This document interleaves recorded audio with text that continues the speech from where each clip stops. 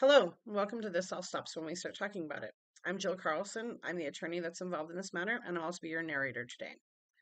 Now, before we start digging into Robyn Nelson Part 3, I wanted to just take a brief moment to point out if you've noticed for the past few weeks, I haven't appeared or spoken in any of the videos.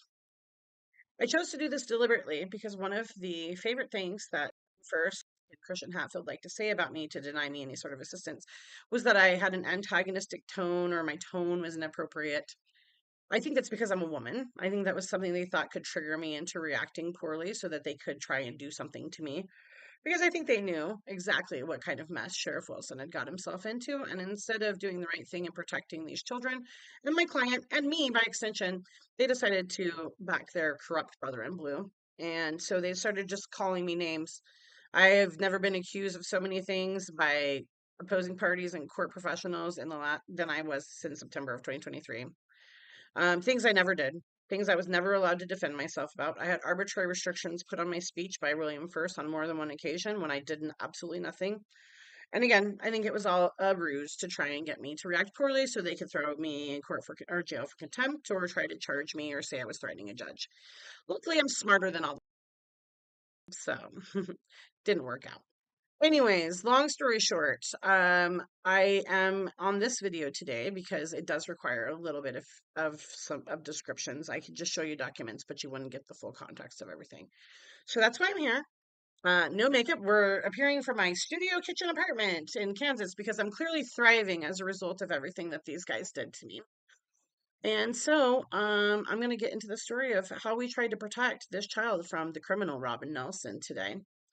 It requires a little bit of backstory because, again, we didn't really know a whole lot at this point in time. I've been telling you this story in threads because they did so much stuff. It's impossible to tell it chronologically with just one narrative. It's absolutely impossible. This thing's like a damn soap opera with all different types of storylines. But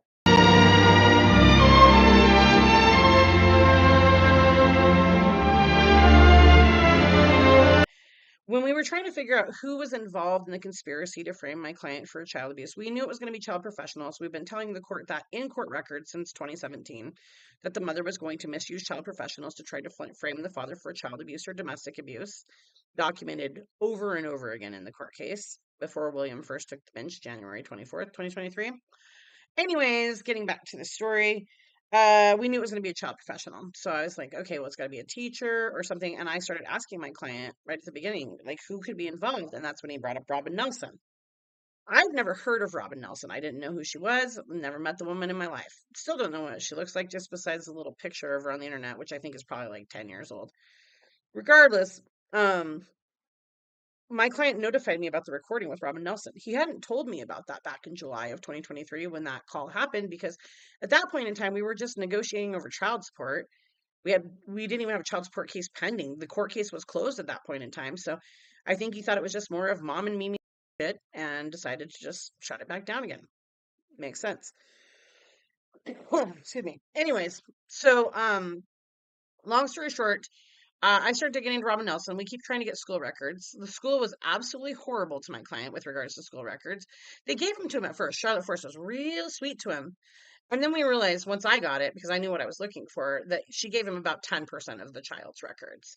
So I had my client go back to her and said, hey, you need to give him the full records. There's no IEPs in here. There's no attendance records. There's no check-in sheets, checkout sheets to see who checked the kid out of school. Like, where is all this stuff? And then Charlotte Force started getting with my client. She tried to charge him. She had the lawyer call and sort of threaten me, email me. And then they withheld his records for 45 days, even though they had them on a flash drive because they said they could do it. But once we finally got the records, that's when we started realizing how big of a problem Robyn Nelson really was. It was more than just her being unlicensed because February 1st of 2023, when Miss Nelson would have had absolutely no ability to do this or license whatsoever, my client's child had an IEP meeting. The IEP meeting happened on February 1st of 2023. Now, for those of you that don't know what an IEP is, it's an individualized education plan. That's the colloquial name that we give to these plans. That they're basically accommodation plans for children with special needs, children with learning disabilities, etc. And so my client's child had been identified as a special needs child. He's developmentally delayed since kindergarten. Miss Nelson, who is not allowed to give any diagnoses, falsely diagnosed this child with dyslexia, a condition that he does not have, resulting in him getting 6 years of improper accommodations. And we didn't realize any of this until all of this went down and I started digging into stuff and trying to figure out what the hell happened here. So, I know it sounds crazy, but this is what happened. On February 1st, the mom had scheduled an IEP meeting. Now, bizarrely, my client was told the meeting was going to be held on February 7th. That was by Angela Beanland, the special education teacher. And instead of sending him the notice that she's required to send him under the law for IEP conferences, which we call those procedural safeguards, they're required under federal law, she Facebook messaged my client about the appointment, February 7th. So when February 7th was nearing, my client reached out and said, "Hey, we still having that meeting." And Miss Beanland informed him the meeting had already occurred on February 1st.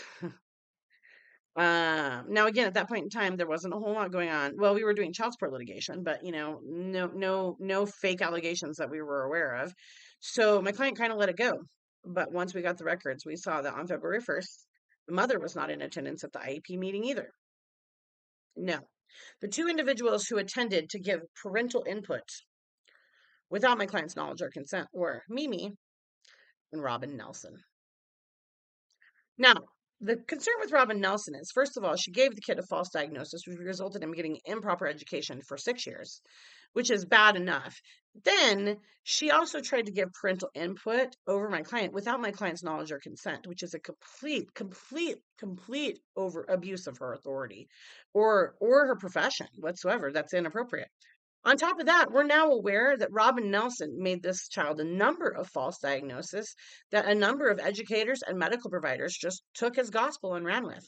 In fact, we have information about Robyn Nelson making a false diagnosis of this child having ADHD as recently as January 2025 to enable the mother to enable her to get him Adderall prescriptions. She claimed that she hasn't seen the child in treatment since October of 2023, which is a really interesting month and date.